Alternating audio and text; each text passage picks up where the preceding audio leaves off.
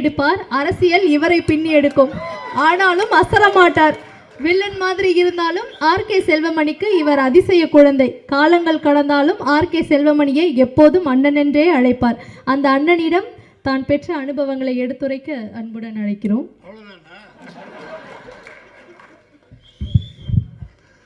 யாவருக்கும் வணக்கம். மண்டியிடாத மானத்தோடு,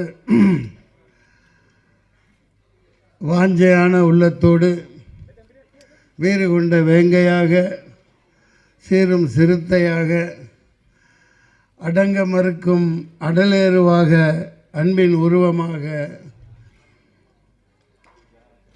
வாழ்ந்து இன்னமும் வாழ்ந்து கொண்டிருக்கும் கேப்டனின் 100வது படத்தில் நான் அறிமுகப்படுத்தப்பட்டேன்.